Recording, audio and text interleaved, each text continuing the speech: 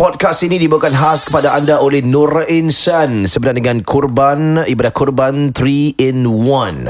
Nama yang agak orang kata special. Kita memberikan penjelasan sebentar nanti, tapi ada sedikit perincian bagaimana? Sudah tentunya bagi anda yang ingin menempah kambing ataupun lembu untuk kurban tahun ini, WhatsApp saja ke talian 87684688 87684688. Ya, memang betul ya. Kepada anda semua ya, ingat tangan yang memberi lebih baik daripada tangan yang menerima. Dan kepada anda juga yang telah pun menempah lembu, kambing ataupun kambing kacang ataupun kambing biri-biri ataupun kibas sekalipun dan juga unta sekalipun. Unta tak ada bro. Unta tak ada, maafkan saya. Ya. Dan jangan lupa ya, ini bukan riak. Ini bukan bangga dengan diri sendiri, nak tunjukkan yang anda mampu untuk menempah, bukan. Ya, tapi kita ingin memberikan dorongan kepada semua yang lain lah. Apabila nampak socials anda, post yang anda terlalu menempah kambing, ya, post di socials anda, Instagram ataupun Facebook, dan jangan lupa hashtag kepada apa hashtag dia bro tadi? Bukan kurban biasa. Bukan kurban biasa. BUKNQURBANBIASA. Kurban biasa. Korban. Baik, kini tiba masanya untuk kita mendengar bunyi kambing kita mendengar suara keramat Ustaz NJU kita dengan pastinya ni macam sebelum Olympic start, dia ada macam Olympic President, and now let the games begin. Silakan Ustaz. Baik, terima kasih tuan-tuan. Alhamdulillah. On to the shows bro. NJU, apa hukum isap susu? Kita masih bersama NJU kita, non-judgmental Ustaz, iaitu yang berbahagia Ustaz Dr. Yusof Saad. Alhamdulillah masih lagi bersama kami dalam episod yang ketiga ini pada minggu ini. Harap sikit dah. Alhamdulillah, muslimin muslimat, Sadaqallahul Azim. Ya, kira nak cakap segan ada Ustaz kat sini aku nak cakap. Teruskan. Baik, beberapa lagi persoalan-persoalan yang penting yang kami nak tanyakan.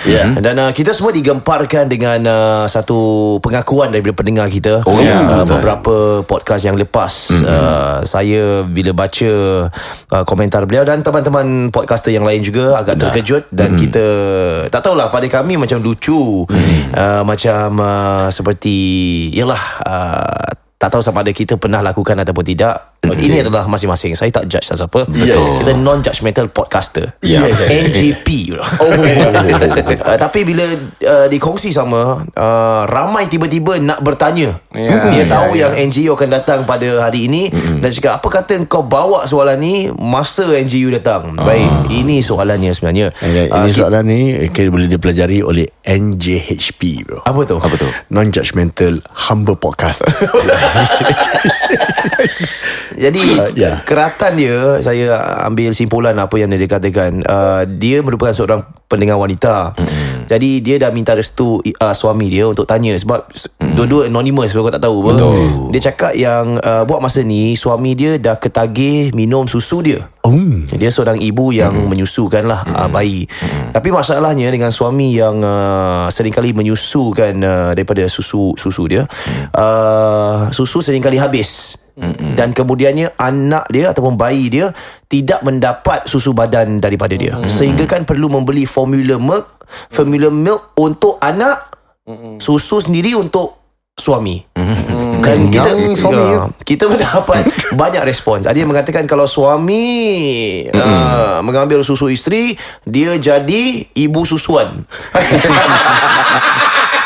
Ada pula dia cakap bila dah terminum kena nikah sekali lagi. Macam-macam jawapan. Cakap haram lah, betul-betul. Kita ada punya juga finalis, aku nak cakap lah nama cakap. Bel mengatakan haram. Engkau kena nikah balik kalau kau minum susu isteri. Ya. Ada juga mengatakan kalau minum susu isteri tu dah sama macam minum darah isteri. Sebab kalau secara saintifiknya ada yang mengatakan penghasilan susu manusia tu hasilnya daripada darah. Komponen darah tu. Jadi bila kau minum susu, kau macam minum darah. Macam mana ni Ustaz? Ni agak kekeliruan yang besar. Dan satu boleh soalan, ke tak boleh?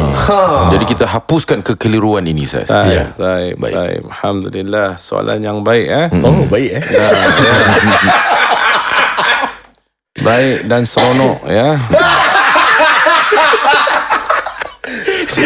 Ustaznya seronok dan seronok. Ya. Deep lah seronok dia. Baik, alhamdulillah. Baik. Soalan ni soalan hot Saya baca juga dalam korang punya Facebook dan sebagainya. Ustaz follow sih. Follow mesti follow Jadi banyak tertanya-tanya tolong tanyakan macam-macam fatwa ada keluar. Fatwa sendiri lah. Ya. Tu fatwa ada keluar pun banyak. Jadi kita nak kena jelaskan di sini insya-Allah Mudah-mudahan diberkati Allah SWT. Insya-Allah. Okey, saya tak nak kasih jawapan ini dulu. Saya kasih penerangan dulu. Okey, boleh. Okey. Dalam perkahwinan itu ia menghalalkan hubungan antara suami dan isteri. Okey. Di mana firman Allah SWT dalam surah Al-Baqarah ayat 223. Isteri kamu adalah ladang-ladang kamu. Oleh itu datangilah ladang tersebut sesuka kamu. Wow. Jadi ada juga timbulkan, ini bukan satu part aja, bukan pasal susu aja. Ada benda-benda yang lain. Jadi seorang suami itu boleh membuat apa sahaja kepada isterinya asalkan tidak melanggar batas-batas agama. Kecuali melalui belakang duburnya. Dan haid seperti mana dari Khuzaimah bin Sabit radhiyallahu anhu, ia berkata, pernah ada seorang lelaki bertanya kepada Rasulullah SAW mengenai suami yang menyetubuhi isterinya pada duburnya. Ya Allah. Nabi menjawab, halal. Sabar, belum habis. Ingatkan boleh. Nasib baik Ustaz cepat. Ingatkan boleh. Sabar. Ya. Ketika orang itu pergi, beliau memanggil atau memerintahkan seseorang untuk memanggilnya. Beliau lalu bertanya, apa yang kamu katakan tadi? Dari lubang yang mana? Kata Rasulullah SAW. Apakah dari belakang? Tetapi pada lubang depan. Kalau begini boleh. Ataukah dari belakang dan pada lubang belakang pula? Nah, kalau ini tidak boleh, kata Rasulullah SAW. Sesungguhnya Allah tidak malu menyampaikan kebenaran. Janganlah kalian menyetubuhi isteri pada lubang duburnya. Hadis riwayat Syafi'i, Baihaqi, Ad-Darimi, At-Tawahi dan Al-Qatabi. Dan juga firman Allah, mereka bertanya tentang haid. Katakanlah haid adalah gangguan. Oleh kerana itu hendaklah kamu menjadi wanita yang sedang haid dan janganlah kamu mendekati mereka sebelum suci.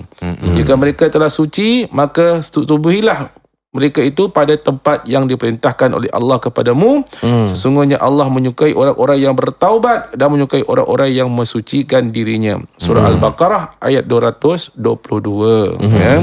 Ini penjelasan. Bahawasanya isteri itu seperti ladang. You can do whatever your wife, anda boleh buat apa yang anda suka. Tetapi ada dua perkara yang dilaknati oleh Allah SWT, yang tidak disukai oleh Allah, iaitu kita menjauhi isteri kita daripada dubur kinya. Yang kedua, ketika dia haid. Okay, itu dilarang sama sekali. Nah, balik pada soalan tadi. Tentang apa? Susu. Ladang susu, Ustaz. Ladang tu boleh wakaf tak? Sorry Ustaz. Saya gerau. Wakaf Ustaz je. Ladang nak diwakaf. Mana susu? Kau ladang susu. Yalah, ladang. Okey. Dalam bab ini, hukumnya adalah makruh. Dia tidak mengharamkan, tapi makruh.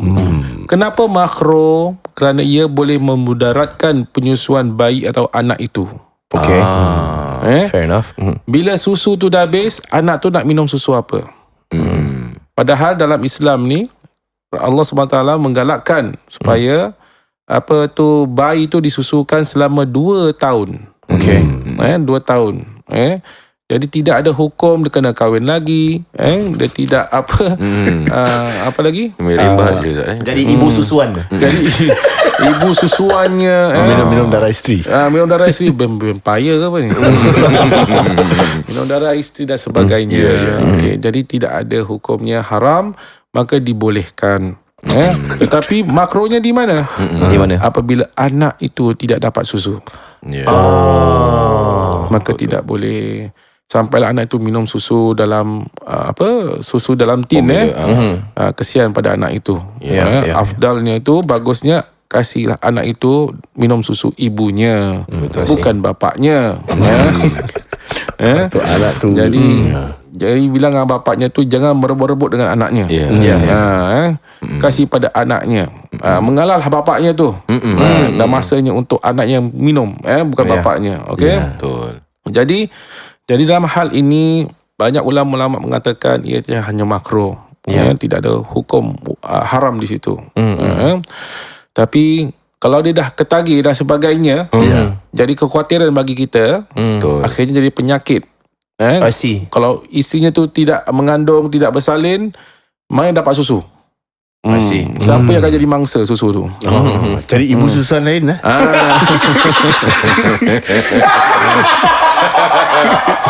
Dengan pantas Raja Razi memberikan cadangan. Dia dah pengalaman katnya. Saya bukan apa, saya khawatir Ustaz. Setelah penjelasan ni, ramai akan bereksperimentasi.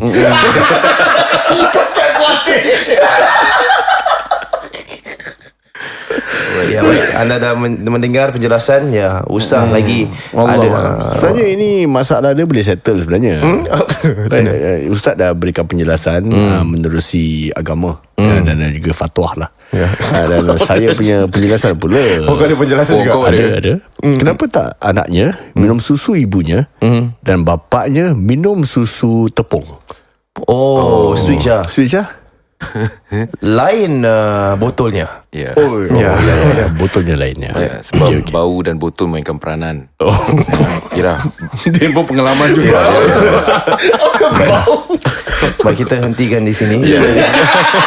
sebab ada ustaz. Sebab ada lah. maafkan saya, Hormati Ustaz. lah. Maafkan saya. Hormati. Mau podcast biasa kita lagau. Jangan. Baik, soalan Seterusnya. Baik.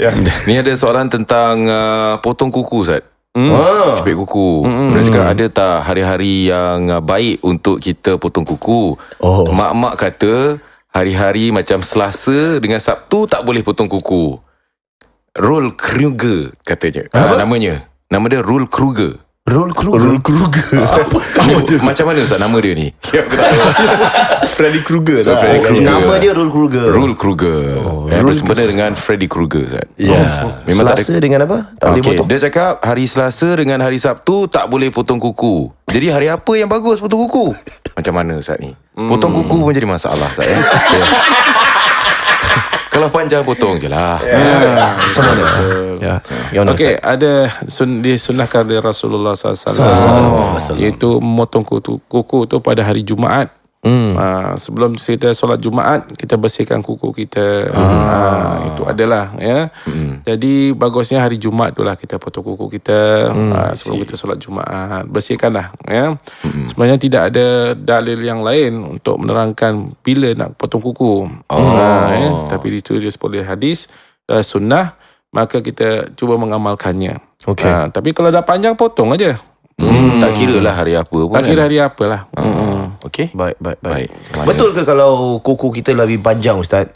Dia dikatakan orang tua cakap syaitan duduk di hujung kuku kita. Kalau kuku kita panjang. Betul ke, Ustaz? Itu kuku yang panjang, kalau kita bersih, tak ada masalah. Okey. Tapi kuku yang panjang, yang kotor, yang hitam dan sebagainya, itu bukan syaitan je. Jin monster semua duduk. Itu yang kita nak elakkan sebenarnya, Ustaz. Nak elakkan. Adakah kotor lah, najis. Adakah termasuk juga dengan kita punya bulu-bulu kita juga dibersihkan pada hari Jumaat? Baik, betul. Serius Ada satu hadis Rasulullah SAW itu dah menggalakkan kita membersihkan tubuh kita selama 40 hari. Dalam 40 hari itu, selepas dah 40 hari kita bersihkan. Lepas tu 40 hari kita bersihkan lagi. Macam maksudnya bulu-bulu kita ni lah. Bersihkan. Interval dia 40 hari lah. Yes. Allahualam bisawab. Baik. Bagaimana Razi? Ada pasal susu ke apa? Bukan pasal susu. Ladang susu. Bukan. Yang wakaf tadi macam mana? Ini tentang mengambil wuduk. Wuduk. Ada satu soalan ni lah telah pun diberikan kepada saya untuk tanya kepada Ustaz Dr. Yusof. Beliau katakan, Ustaz, saya mandi bogel. Ustaz mau mandi pakai baju? Mandi ada orang pakai baju ke? Bro, mandi actually nak kena tutup aurat, bro. Oh ya. Nanti kita tanya. Tanya ya. Kau tutup aurat ke mandi? Kena fikir dulu ya. Jadi soalan daripada beliau adalah, dia cakap dengan saya lah, dia cakap selepas mandi tu Ustaz, dah mandi, dan dia nak solat selepas tu lah. Jadi dia pun ambil air wuduk Dalam keadaan yang tidak berpakaian tidak lah. tidak seutas benang pun di badannya. Baik. Seurat, maafkan saya. Jadi bermakna tidak berpakaian, sah ataupun tidak wuduk yang diambil oleh beliau Ustaz. Silakan. Okey. Ya. Baik, alhamdulillah. Soalan yang baik Baik. Ajib. Ya. Ajib Wah, new word Aku nampak nama WhatsApp. Ustaz Ajib. Okey. Baik, ada berapa perkara di sini. Okey, tentang mandi untuk aurat, satu perkara yang sunat. Rujuk daripada kitab Taqrirat Asadidah fi al-Masail al-Mufidah, muka surat 120. Namun itu keadaan yang lain ketika ambil wuduk atau mandi tanpa pakaian di tempat awam. Okay. Of course lah, kita tempat awam ambil wuduk bogil tak boleh lah. Kelakar tak tu Itu kelakar. Bukan orang lari, imam lari. Ya, betul. Ini dah kenapa bang terbiat. Imam pun lari. Ya. Jadi dilarang oleh Rasulullah SAW. Tidak boleh kita mengambil wuduk ataupun pak awam berbogil. Diharamkan sama sekali, baik lelaki baik wanita. Betul. Kemudian menurut mazhab Syafi'i, wajib kepada seorang Muslim yang berada dalam keadaan bersendirian dan di tempat tertutup untuk menutup aurat. Okey. Itu pendapat Imam Syafi'i. Pada itu disokong oleh ulama daripada kalangan Hanafi dan Hanbali. Manakala ulama mazhab Maliki menyatakan sunat untuk menutup aurat ketika berada dalam keadaan bersendirian di tempat yang tertutup. Rujuk kitabnya Mawsu'ah Fiqhiyah Al-Quwatiyah, muka surat 176. Maka di sini kita ambil pada mazhab Imam Syafi'i. Alright. Bagusnya kita dalam wuduk tu dalam keadaan berpakaian. Okey. Walaupun dia berkemban untuk aurat, walaupun orang tak nampak, tapi Allah melihat apa yang kita lakukan. Allah tu di mana-mana saja, dia melihat keadaan kita. Bagusnya kita menghormati dalam keadaan wuduk tu. Sedangkan kita mandi junub pun, kita harus menutup aurat kita. I see. Kita berkemban lah. Biasanya orang mandi junub bogil. Betul? Senang. Pengalaman senang Salah kan. Padahal digalakkan untuk kita menutup aurat. Kita malulah dengan Allah Subhanahu wa ta'ala. Banyak modal ni. Okey. Ada yang masa adalah orang cakap kalau kita nak ambil uduk tu, kita didatangi oleh malaikat. Betul ke Ustaz? Sebab tu dia suruh tutup aurat. Wallahualam bisawab. Kau dengar ni. Aku ni ada cakap macam, ada orang bilang aku macam orang lebih berusia lah, macam kau Syekh ambil uduk kau tak boleh bogel tau. Kau kena macam tutup aurat sikit. Sebab bila kau ambil uduk tu, malaikat datang, nanti malaikat malu tengok kau bogel. Alis cakap macam, aku tak tahu sama ada that's a ploy to make me tutup aurat bila ambil uduk. Faham. You get what I mean? Yang setahu aku, apabila kita ingin bersatu dengan isteri, tak akan ada satu malaikat pun dalam bilik tu. Dia akan keluar. Ni setahu aku lah. Ini betul aku dengar-dengar jugalah. I see. Okay. Bila malaikat turun Ustaz? Mana tahu. Bila malam Lailatul Qadar. Okay. Baik. Sedangkan kita ni bersetubuh dengan isteri kita tu, kita berselimut. Itu yang sebaiknya Ustaz. Itu yang sebaiknya. Apa yang berselimut Ustaz? Waktu yang itulah. Kau tak berselimut? Selimut jatuh. Tak tahu bila nak cari sebab gelap kan Ustaz kan. Tapi kita tak perlu. Kita malulah dengan Allah. Malulah dengan Allah. Baik, silakan. Apa tadi? Okey, baik. Soalan seterusnya. Ini daripada soalan ni Ini soalan lebih kepada saya tak tahu lah, tips sebab anaknya ni malas belajar. Malas belajar dan apatah lagi belajar agama. Jadi apakah di antara tips-tips lah yang Ustaz boleh berikan untuk penerang hati anaknya untuk terus mempelajari, khususnya pelajari ilmu agama. Baik. Asal kau jangan tanya macam itu. Tak Dia macam pesantren pula. Macam mana Ustaz? Boleh minta tips-tips Ni tips lah ni pada mak dia risau anak dia. Paksa anak dia pergi. Kena Penderang paksa. hati ni Ustaz. Padahal dia satu perkara yang lihat pada psikologi anak itu sendiri. Dan juga ibunya, bagaimana caranya dia menyuruh anak tu untuk belajar agama. Right? Okay. Anak-anak ni kalau kita belajar agama, macam satu perkara yang dia belajar ilmu alien. Okay. Alright, satu agama yang lain lah. Kat sekolah lain ni belajar apa pula ni Ya. ada Rasulullah SAW, ada bahasa Arab dia, Quran dia ni, something like alien, bahasa Arab dan sebagainya. Okay, never mind. Cara ialah untuk mengajar anak. Saya bukan pandai lah untuk membaca, kasih apa ayat-ayat untuk terang hati ke apa kan. Okay. Cuma dari segi amalan kita pada anak itu, apa yang kita boleh ajarkan dia ialah kita akan menyuruh yang sebaik-baik atau lembut untuk mereka. Kerana satu contoh bagi kita ialah kita berikan contoh diri kita sendiri. Okay. Ibu bapa tu sendiri yang harus beri contoh pada anak-anak itu. Okay. Right? Kita tak boleh memaksa dia. Kalau kita makin paksa dia, makin rebel budak itu. Betul. Dia akan makin marah, makin tak suka untuk apa dengan perkataan belajar agama. So the way is kita akan what's it called, bicara dengan lembut, dengan lemah lembut. Caranya ialah dengan mengajak dia dan sebagainya. Terangkan, explain dia, kenapa kau mesti belajar agama, why. Ada satu kewajipan bagi anak-anak kita untuk belajar agama. They have to study sejarah Islam, Quran, hadis, kemudian fikir tentang Islam. If they don't know, kita khawatir mereka akan hanyut dan sebagainya. Jadi bagusnya itu kita akan terangkan pada mereka, kita ajak mereka, tambahkan usaha ibu tu, jangan give up. Jangan lepaskan gitu saja, selalu berusaha. Pergi bawa dia pergi ke madrasah, ke Nur Insan ke madrasah Nur Insan, datang tengok keadaan kita belajar budak-budak ni. Ada konsep bangsa belajar agama ni dengan mak bapak sekali duduk sekali dengan anak-anak. Ada juga. Ada. That's good. Tapi Nur Insan belum buat lah. We are planning to there lah kan. Jadi one family belajar agama sama-sama. It's very good concept tau. Seriously. So dorang tak malu-malu. They can share the ilmu sama-sama, berkongsi ilmu dan sebagainya. That's very good. Dia ni macam konsep Ustra Ustaz Kalau keluarga-keluarga yang datang, anak-anak semua. Ya, betul.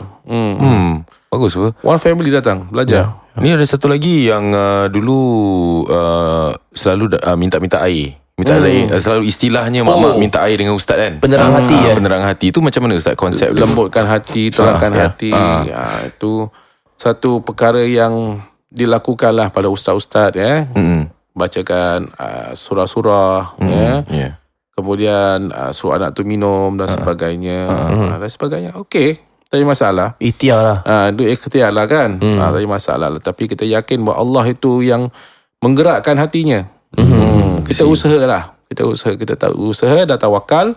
Semoga Allah SWT membantu dia lah. Itu je kita perlu. Itu satu usaha sajalah Ustaz Kita bukan air yang diberikan oleh Ustaz tu yang melukah hati budak tu. Jadi Ustaz tu dia akan dia baca something lah untuk dekat air tu. Lepas tu dia ada ludah sikit dah Ustaz. Jangan ludah lah. Tak ada. Nama ludah Ustaz apa hal? Tak ada okay. Tak ada lah. Dia cuma tiupkan aja. Dia tiupkan. Syarat, kira syarat lah. Syarat. But there's a science behind it tau. Kau tahu kan?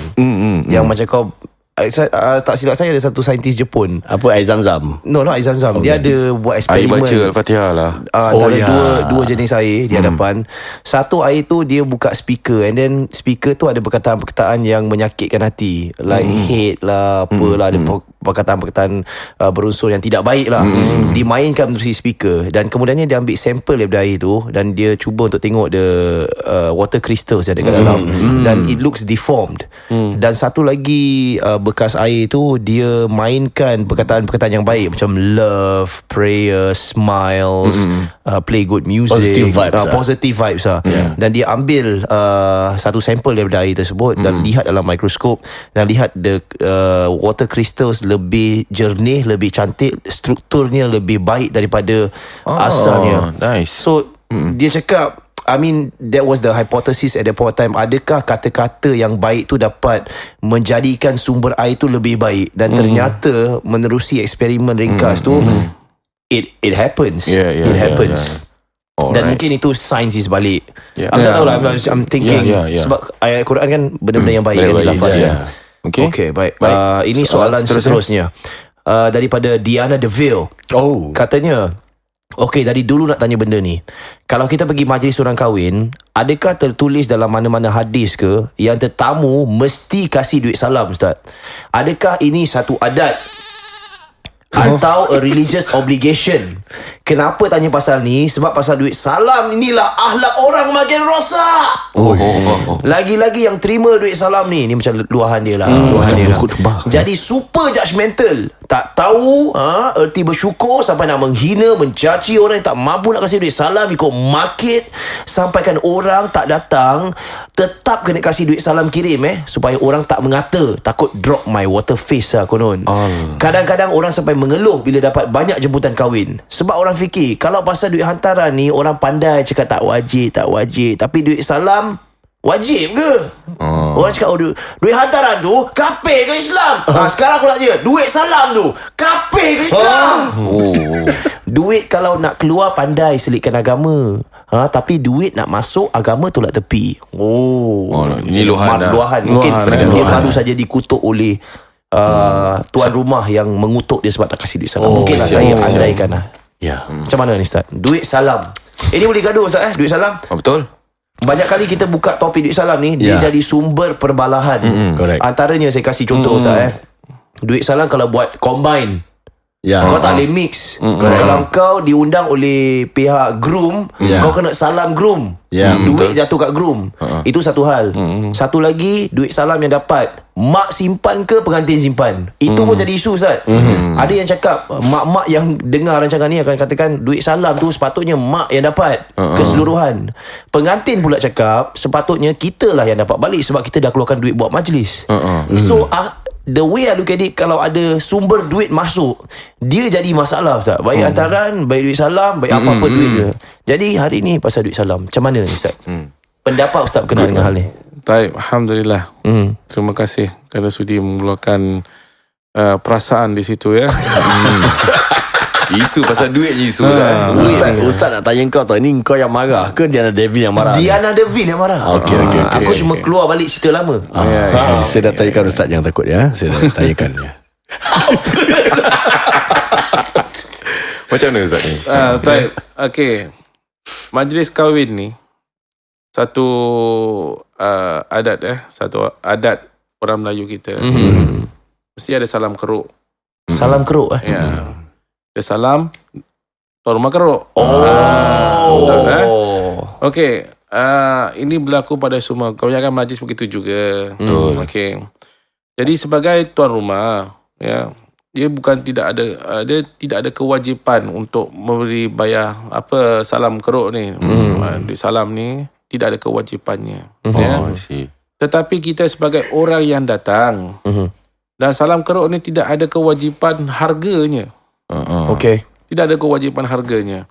Ada yang taruh $5, ada yang $10, ada $50. Terserah keikhlasan masing-masing. Mana yang termampu. Pertama, dia undang kita. Satu kewajipan untuk kita menghadiri undangannya tu. Itu satu kewajipan. Kita mesti datang. Tapi kalau tak datang Ustaz? Maka itu dia wakilkan siapa yang datang. Represent lah. Kalau saya ada wedding job, habis dia dah kasih kad kat saya tak dapat datang, macam mana Ustaz? Jadi anda kena wakilkan siapa yang pergi, ataupun orang pergi pada majlis hari Ahad, hari Sabtu orang pergi. Jumpa siang dulu. Jumpa orang tuan rumah dan sebagainya, tunjukkan muka, kita datang, hadir pada majlis itu. Kena hadirkan. Aku cakap korang kan. Saya nak ambil kesempatan ni untuk minta maaf lah kepada semua. Sebab ada fans-fans lah. Memang betul. Aku mendapat jemputan ni. Kau pun apa? Aku dapat, aku bilang korang. Engkau pernah tanya macam, ni nak pergi tak bro? Tak payah Tak ada. Pasal Ustaz, apa masalah dia ni Ustaz? Din dapat jemputan fans dia, Ustaz dapat fans dia, saya dapat juga. Jadi apabila saya cakap dia jemput kita 3 tau, turun. Kalau kita tak turun, kali satu majlis tu kita turun. Sebab kita ada wedding apa? Kita ada event kan? Ada event, susah nak berlaku adil. Nak wakilkan pun kita tak ada wakil. Wakil kalau bini aku pergi pun, bini aku tak kenal dia. Itulah cerita dia gitulah. Macam mana? Jadi orang Melayu ni kalau dia tak kenal, dia kenalkan diri dia. Saya isteri Din, saya wakilkan suami saya. Tak boleh lari tu. Dia betul tak boleh lari tu.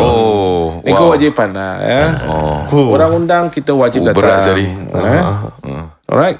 So tidak ada tetap harganya. Dia undang kita. Dari kita ni sebagai yang tamu yang datang. Kalau datang seorang, makan semua, makan, minum dah disiapkan, kita dah makan semua, berapa yang kita mampu kita kasih keikhlasan kita lah.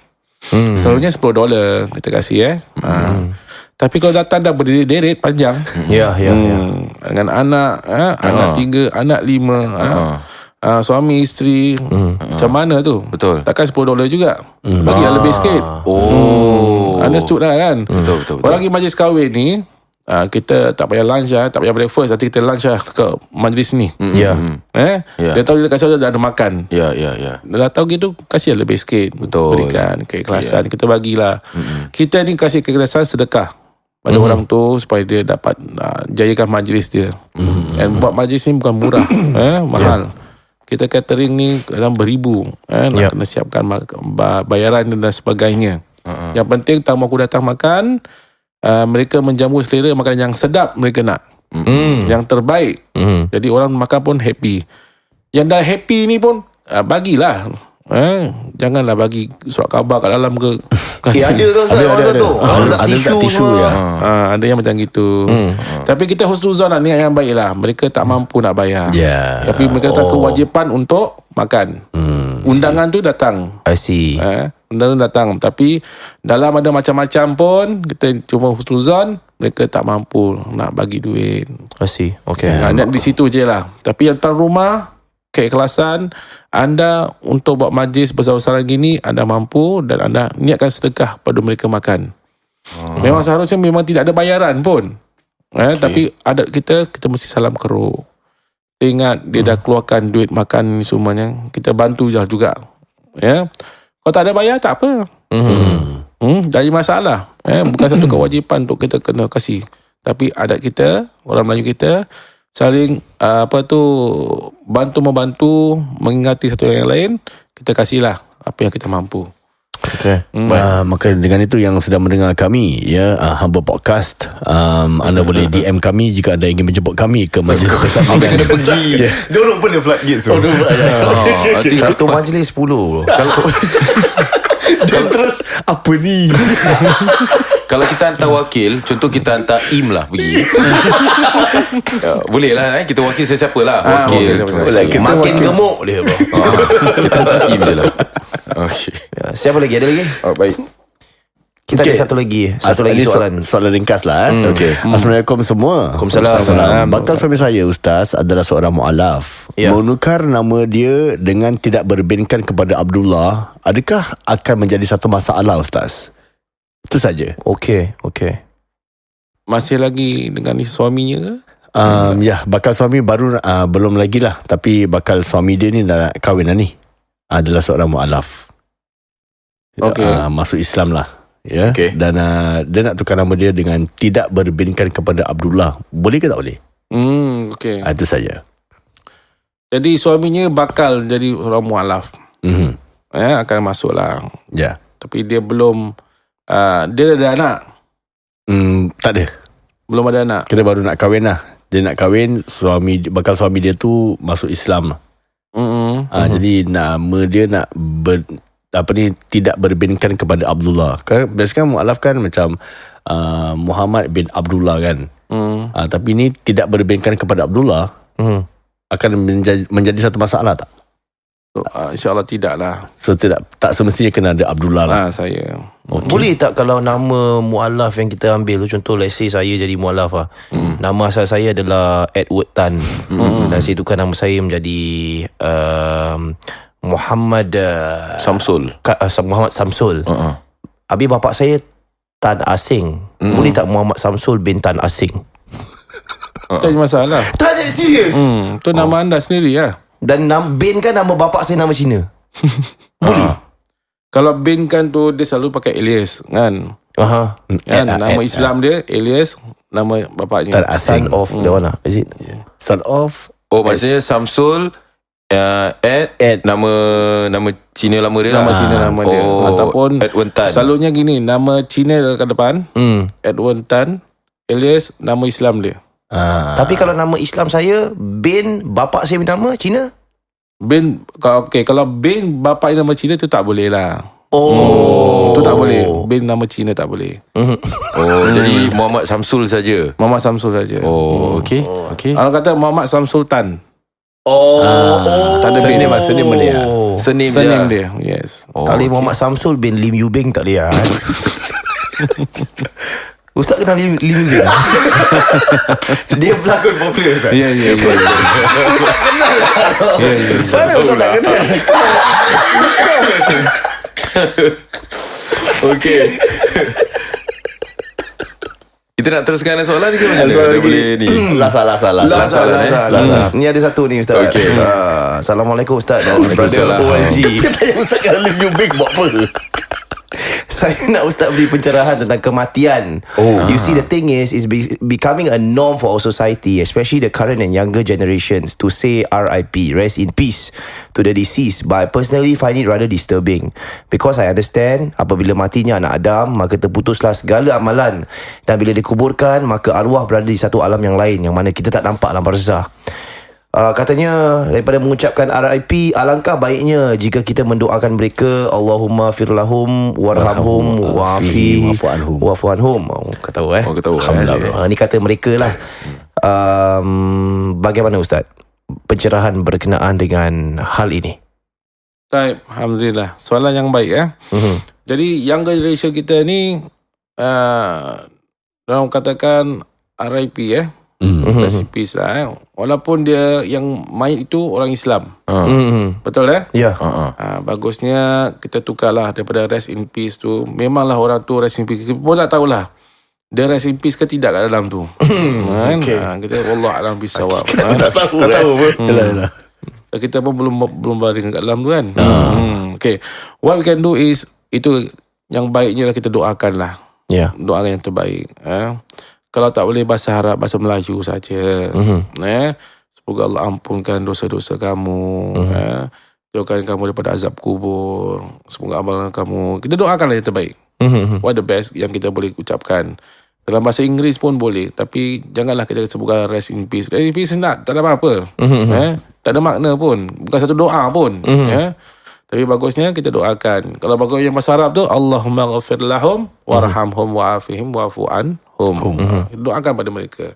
Itu yang semolek-moleknya, InsyaAllah. Okey. Baik, satu lagi boleh Boleh. Ni cerita pasal Faraid Ustaz. Faraid. Yang macam mana punya Faraid? Tak, ni Faraid duit. Yang betul punya. Faraid duit betul lah. Kita punya metafora Faraid lain. Baik. Ni mengenai tentang pembahagian faraid. Kenapa ada certain orang dapat lebih, ada orang certain yang dapat kurang. Ustaz boleh jelaskan sikit? Maafkan saya sebab kejahilan saya tak faham langsung tentang faraid ni. Bagaimana Ustaz pecahan-pecahan dia, dan kenapa ada yang lebih, ada yang kurang? Pecahan-pecahan. Lelaki lebih, perempuan kurang, macam mana? Kenapa Ustaz? Dalam faraid itu soalan yang baik lah. Alhamdulillah. Dalam faraid, ia telah ditentukan oleh Allah Subhanahu wa Ta'ala. Tidak boleh kita ubah-ubah lagi. Yang lelaki dapat setengah, yang perempuan dapat 1/8, 1.8%, bahagian 1/8, dan sebagainya. Anak-anak perempuan, anak lelaki dibagi-bagikan. Kenapa anak lelaki lebih? Kenapa anak lelaki lebih? Kerana apa? Anak lelaki adalah bertanggungjawab pada keluarga tu. Okay. Mereka yang akan menerima amanah yang berat. Right? Bila amanah tu diberikan, harta diberikan pada lelaki supaya dia uruskan keluarga dia. Pastikan dapat membantu keluarga yang keluarga jenazah tu dan sebagainya. I see. Okay. Alright. Perempuan 1/8. Alright. Tidak banyak, tapi ada bahagian dia. Yang adil itu semua orang dapat. Ya. Okay. Tak ada semua tak dapat. Cuma bila yang dapat besar ni adalah tanggungjawab dia, amanah dia untuk menguruskan. I see. Tetapi kamu tidak menguruskan, kamu akan bertanggungjawab nanti. Oh, jadi maksudnya anak lelaki yang harus lebih bertanggungjawab untuk menjaga keluarga. Keluarga maksudnya keluarga adik-beradik dia lah. Yes. Ke keluarga dia sendiri. Keluarga adik-beradik dia lah. Oh, keluarga adik-beradik. Baik, sebab dia dapat lebih lah kan, Dapat untuk lebih, membantu ya. lah. Untuk membantu. Alright. Sebenarnya Ustaz, soalan ni juga saya nak tambah sedikit lah. Pasal orang rumah saya ni, dia cakap apabila kalau contoh kita dah tak ada, dia tak nak ikut faraid, tapi dia nak pecah semua sama rata Ustaz. Jadi ada 4 anak, dia nak bagi 4 sama rata. Macam mana tu Ustaz? Bila yang kamu tak ada? Contoh kalau saya dengan isteri saya dah tak ada lah. Oh, ini kau dah cakap gitu Dia cakap tu. Dia cakap dia nak pecah 4 semua fair. 5 lah dengan saya sekali. Yalah, yang lain semua akan berikan kepada Nur Insan. Dah cakap ni tau. Dah cakap ni. Tak juga. Wasiat Ustaz. Panggil. Jadi boleh lah Ustaz kalau nak pecah rata. Kira ada mak dia nak niat gitu lah. Boleh tak Ustaz? Hibah, dia nak kasih hibah hadiah pada semua orang. Jadi bagi sama rata tak ikut faraid. Boleh, tak ada masalah. Oh, tak masalah lah. Tak ada masalah. Tapi akhirnya janganlah nanti bergaduh pula. Oh, serius Kita khawatirkan kat situ. Dia bagi sama rata, tapi akhirnya ada yang tak kena nanti. Itu yang kita khawatirkan. Dalam pengalaman Ustaz, pernah lihat perbalahan seperti ini berlaku bila semua diberikan sama rata macam ni? Ya, pernah. Saya pernah lihat. Dibagikan sama rata, tapi tanggungjawab tu, amanah tu tak ada. I see. Ya, semua dapat duit, semua hilang. Keluarga dalam kesusahan semua buat bodoh, hilangkan diri. Jadi bagusnya ada faraid itu ditetapkan oleh Allah SWT supaya kita dapat membagikan sama rata yang lebih adil, ikut faraid dan amanah yang telah diberikan kepada mereka. Itu kebijaksanaan di sebalik pembahagian faraid itu sendiri. Pasal bini aku takut. Dia cakap macam, yalah memang adik abang lelaki atau adik lelaki harus bertanggungjawab kan. Tapi kan tu zaman sekarang kan. Kena yang budak-budak lelaki yang abang yang dah tak bertanggungjawab kan. Habis dapat duit semua dia saup semua. I see. Orang masih takut macam gitu sebenarnya. Semua macam mana ni? Jadi bagusnya sebelum kamu pergi, tulis wasiat dulu. Wasiat dah Ustaz. Tuliskan wasiat, buat amanah, panggil lawyer, endorsekan. Okey, boleh insyaAllah. Ya. Pasal sentiasa saya harus mengingatkan mati. Ya. Betul lah. Aku dah Ustaz dah buat kalau awak pergi nampak kita harus ingat mati ya. Silakan. Sebaiknya kita tarbiyahkan anak-anak kita faham tentang tanggungjawab bila ayah dah tak ada. Itu yang sebaiknya lah. Tarbiyah bermula daripada rumah kita sebenarnya. Barulah ke sekolah. Dia bermula dengan suami dan isteri dahulu. Ya. Sebelum sahaja melahirkan, sejurus sebelum niat untuk melahirkan, suami isteri harus kukuh. Jangan niat untuk minum susu isteri saya. Itu dah lain. Jadi Okey, soalan lain dia. Terima kasih Ustaz. Itu saja bagi minggu ni. Alhamdulillah. Yang Terima kasih, mana Ustaz.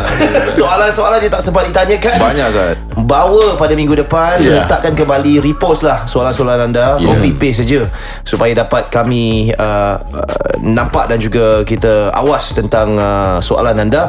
Dapat ditanyakan pada minggu akan datang. Nanti jangan ke mana-mana, belum lagi habis podcast ni. Ada banyak lagi informasi nak kami kongsi. Dan juga di akhir ini ada permainan ringkas sebenarnya dengan korban 3-in-1 daripada Nur Insan.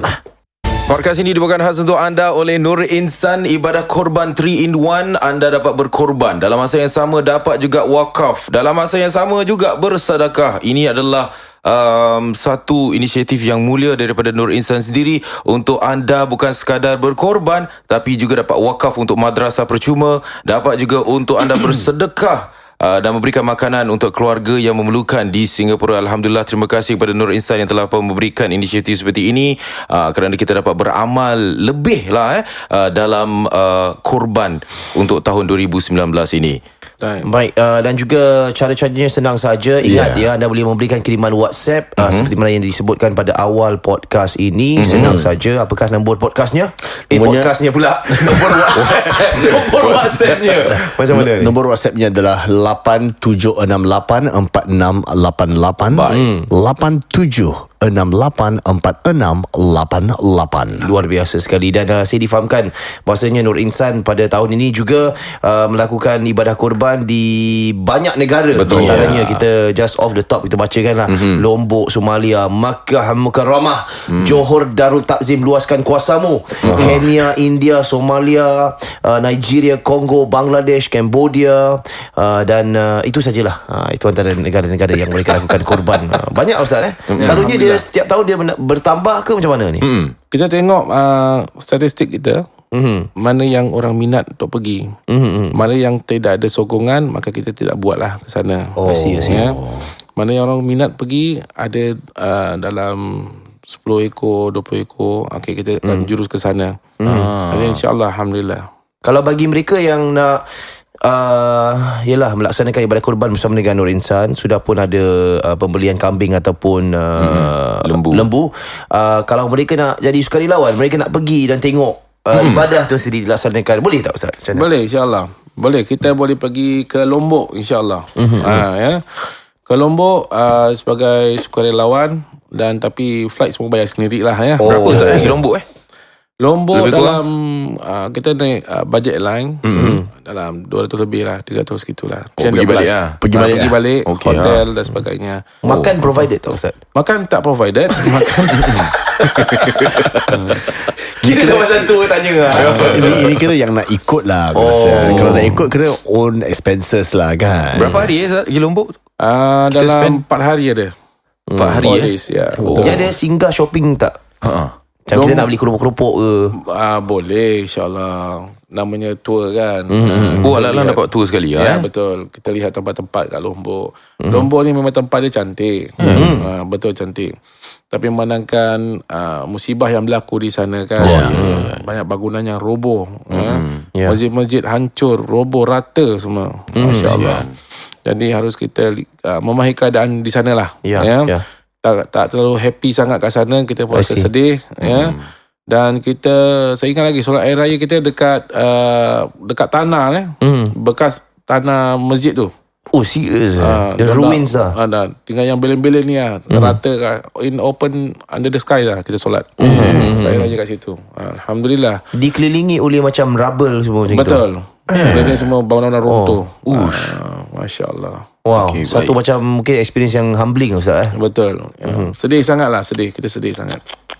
Alright. Dan bagi saya difahamkan daging lembu dan juga daging kambing yang dikorbankan akan dimanfaatkan oleh lebih daripada 10 kampung di sana. Ya betul. Okay. Baik, selain daripada ibadah korban tu, anda Nur Insan juga ada wakaf madrasah percuma. Bagaimana wakaf ni macam mana? Okey. Sebahagian daripada pembayaran wang yang kita dapat untuk korban ni, jadi sebahagiannya itu kita akan salurkan kepada Madrasah Nur Insan yang madrasah percuma ni. Kita akan salurkan sebahagiannya sikit lah. Okey. Salurkan ke sana untuk membantu madrasah kita juga. Jadi dia pun dapat pahala wakaf tu juga. Baik. Jadi orang penderma ni yang buat korban ni, owner ni dapat pahala wakaf sekali. Dan habuan juga dalam segi wang jugalah. Betul. Dari segi mana? Sebab tadi ada ibadah korban, dengan duit yang diberikan oleh penderma tu, dia akan dapat beli kambing lah kan. Ya betul. Lepas tu duit tu sikit berikan kepada Madrasah Nur Kepada Insan. Madrasah Nur Insan, betul. Dan wang yang ada juga, pecahannya juga untuk diberikan kepada fakir miskin di Singapura. Ke Betul. macam mana? Ke dia punya kambing dia? Tak, dia punya, kita ambil sebahagian wang itu juga untuk berikan barang-barang food ration untuk fakir miskin di Singapura. Subhanallah. Kerana mereka pun nak beraya juga di Singapura. Betul. Mereka nak beraya, kita siapkanlah mereka juadah-juadah makanan untuk mereka sustain lah untuk beberapa hari tu waktu hari raya nanti. Oh, nice. Dan untuk mendapatkan silakan. untuk mendapatkan informasi lanjut sebenarnya boleh anda lungsuri beberapa laman inilah. Antaranya laman rasmi Nur Insan di www.nurinsan.sg. Ini untuk tempahan secara online. Saya difahamkan ada beberapa cara-cara buat tempahan sebenarnya. Tak semestinya menerusi WhatsApp. Boleh bank transfer. Informasi ni ada di laman rasmi mereka. Pengambilan dari rumah pun ada. Yang rasa nak berikan duit ataupun nak buat pembelian kambing ataupun lembu, saya difahamkan mereka boleh hantar sukarelawan pergi ke rumah ya. Betul. Dan semua Saya sendiri yang datang ke sana. Ustaz dah cakap lah. Ya, kalau nak Ustaz NJU yang datang, ada extra $50 charge bro. Tak ada Ustaz tak ada Ustaz Ustaz sendiri yang akan datang Alhamdulillah. Kita ikhlas bantu. Niat nak call Ustaz jangan kerana nak selfie. Aku beli kambing sekali aku buat selfie sekali. Niatnya mesti korban. Ya, betul. Betul. Ataupun bayaran melalui cek atas nama Nur Insan dan postkan kepada pihak Nur Insan juga boleh. Apa yang pasti anda boleh melihat ada tak macam gambar-gambar daripada korban yang lalu yang dimuat naikkan di Facebook? Ada, alhamdulillah. Ada di sana. Ada nama website kita insya-Allah. Jadi anda boleh lungsuri laman rasmi mereka ataupun di Facebook ataupun di Instagram. Ya, betul. Gambar-gambar ibadah korban yang dilaksanakan oleh para sukarelawan Nur Insan ada dimuat naikkan di sana. Kalau you want have an idea lah ya, wang yang dah salurkan tu macam mana agaknya mereka gunakan untuk pembelian kambing ataupun lembu, semuanya ada. Anda boleh lihat gambar-gambar tu, boleh kongsi samalah. Mungkin kita boleh kongsi juga, Betul. kita minta Faris untuk kongsi gambar-gambar kat kita. Kita boleh muat naikkan juga. Kita share lah. Correct. Okay, baik. Ni ada satu soalan ni lebih kurang pasal korban ni. Sama jugalah. Boleh tak korban tu di atas nama yang orang bukan Islam? Contohnya, macam ingat tak dulu kita ada satu soalan yang ibunya dia dah bertukar, convert back to agama lain. Dia masih lagi ibu dia apa. Jadi dia buat korban dan ibu ni pun dah meninggal. Jadi dia nak buat atas nama ibu dia. Macam mana Ustaz? Tak itu, boleh. Namanya tu korban. Ialah kita akan sedekahkan daging tu kepada orang yang memerlukan lah. Betul. Atas nama walaupun dia bukan Islam. Kita terima tapi atas nama sedekah tidak ada pahala dia. Kalau dia bukan Islam. Baik. Jadi orang yang sedekahkan wang itu atas nama ibu, orang itu yang akan dapat pahala dia. I see. Baik. Tapi orang yang pergi itu dia tidak dapat apa-apa kenapa dia bukan orang Islam. Itu sayang kat situlah. Tapi dia berniat untuk sedekahkan kambing, boleh insya-Allah. Baik. Tapi kita tidak ada niat atas nama orang yang meninggal ni kan, yang bukan Islam, kita tidak akan sebut di situ. Kita memang sembelih, sedekahkan kepada pelbagai miskin. Baik. Jadi senang. Terima kasih atas soalan dan juga jawapan awal tadi. Dan bagi mereka yang sedang mendengar, ingat talian yang boleh anda memberikan kiriman WhatsApp. Sekali lagi untuk pendengaran kita semua, bagaimana? WhatsApp mudah saja, nombornya harus ingat ya. Untuk awak buat tempahan, ingat ya, ini adalah 3 dalam 1. 3 dalam 1 dapat pahala lah, 3 in 1 pahalanya ya. Betul. Pahala. Pahala kuasa 3. Pahala kuasa 3. Aku ni tadi tengah fikir. 87684688 87684688. Ya, dan selepas anda buat tempahan, kalau bolehlah mari kita sama-sama yang memberikan dorongan kepada semua yang juga ingin membuat tempahan yang mungkin mereka tak tahu tentang podcast kami. Ya, jadi anda boleh beritahu semua Melayu di Singapura, Melayu Islam, buat tempahan dan post di social Instagram ataupun Facebook anda, dan jangan lupa hashtag kepada bukan kurban biasa. Kita kembali selepas ini dengan segmen terakhir bersama dengan NJU. Dalam segmen teka apa yang sedang dilakukan semasa ibadah kurban dan hari tasyrik. Dia hari raya haji berapa hari Ustaz? 3 hari kan? Ada 3 hari. 3 hari. Hari haji dan 3 hari tasyrik. Saya nak tanya soalan pertama sebelum kita main game. Baik, silakan. Actually pada hari tasyrik kita kena buat apa Ustaz? Kalau hari raya puasa kita pergi kunjung-mengunjung. Budaya kita lah kunjung-mengunjung. Apa yang sebenarnya boleh dilakukan waktu hari raya puasa, hari raya haji? Adakah kita just pergi rumah nenek dan makan lontong? Dan lepas tu balik? Macam hari kurang Ustaz? Memanglah pasal kita raya semua sekali je. Hari tu je kan. Kita mengunjung orang yang tua lah. Orang yang tua, nenek kita ke, datuk kita ke yang masih ada, ataupun pakcik kita paling tua dan sebagainya. Kunjung-mengunjung macam biasa. Tapi ada yang tak pakai baju Melayu, pakai baju putih. Untuk mengingati haji. Jadi itu satu. Yang keduanya, satu budaya kita untuk ziarah-menziarah. Pergi. Tak apa jadi masalah.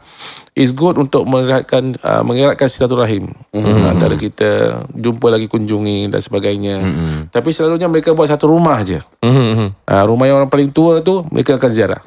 I see. Okey lah. Jadi maksudnya kunjung-kunjung tu masih boleh boleh lakukan lah. Begitu juga hari tasyrik lah. Hari tasyrik yang ketiga tu 3 hari tu kita boleh buat kunjung-kunjung lagi. Boleh. Tapi kita kan bekerja. Kita cuti cuma 1 hari je kan. Habis ni yang takbir ni berapa kali Ustaz? Okey, takbir ni sampai 3 hari tasyrik. 3 hari 3 hari tasyrik. Okey. Sampai hari yang ketiga tu baru asar itu last. Oh, asar last. Asar last. I see. Okey. Okey. Baik. Tanya soalan ni kena main game ni. Tak ada, macam aku dah tershock lah. Aku rasa scrap game. Scrap game Scrap game lah. Tanya pasal Hari Raya Haji lah. Raya Haji. Sebab nak Hari Raya Haji kan, walaupun beberapa minggu akan datang nanti, sebenarnya kita tanya pasal korban juga. Kalau saya dengan isteri saya je Ustaz, kan selalu Allahu Akbar, Allah, saya yang lead kan. Habis nanti saya dah baca, saya dah buat lawangan takbir tu. Habis nanti dia respon macam tak dengar. Kuatlah sikit, tak semangat saya nak takbir Ustaz. Habis kadang-kadang I end up have to say together dengan dia. Macam mana Kira ni kau 2 kali lah. Kena 2 kali. Penat lah. Kan kat masjid kan imam cakap sekali, makmum Allah. Orang dah confident dah. Semangat syiar Islam ni kan. Habis kat belakang Allah. Asal tak cakap malu. Apa nak malu depan Allah? Suami misali Suami misali. Macam mana kalau 2 orang tu, kalau kita mumble takbir okey ke macam mana Ustaz? Dia takbiran ni takbiran ni memanglah dia kalau kita baca kuat semangatlah kita kan. Ya. Kalau baca pelan pun tak mengapa. Okey. Tak menjadi masalah. Allah tu Maha mendengar lah ya. Betul. Tapi kalau anda baca takbir kuat, isteri baca pelan, lain lah. Dia tu perempuan lah, pelan kan. Oh, okey. Momentum dia hilang Ustaz kalau pelan. Ya, tak ada saja. Ya. Baik. Jadi tak ada masalah pelan ke kuat ke, semampu kita lah. Okey. Baik, ada tak soalan personal korang? Satu lagi lah sebelum kita akhiri. Ni kau tak ada? Aku dah tadi. Okay. Kau seorang. Ya. Macam mana ni? Baiklah Ustaz. Saya tahu Ustaz adalah seorang yang susah nak ketawa lah. Banyak kali dia ketawa. Jadi mungkin saya ingin tanya satu soalan Ustaz. Dari segi Islam ni. Razi kalau serius macam Susah tak? Percaya dia. Okay lah Ustaz, tak ada macam gini. Since kita nak end the show kan, saya kasih Ustaz satu joke pakcik-pakcik lah. Okey, baik. Kau cuba kasih Ustaz ketawa. Okey. Kalau Ustaz ketawa, Kira kau memang bagus. Ustaz kena tahan ketawa joke Ustaz. pakcik-pakcik ya. Kalau tak ketawa, kalau tak kelakar jangan ketawa Ustaz. Teruskan. Saya silakan. Itu kelakar. Semua orang kalau bawa motor, tonggang motor kena pakai helmet. Siapa yang tak payah pakai helmet? Okey. Sekali lagi. Setiap orang kalau tonggang motor kena pakai helmet. Okey. Siapa yang tak perlu pakai helmet? Silakan Ustaz. Jawapan dia apa? Jawapannya adalah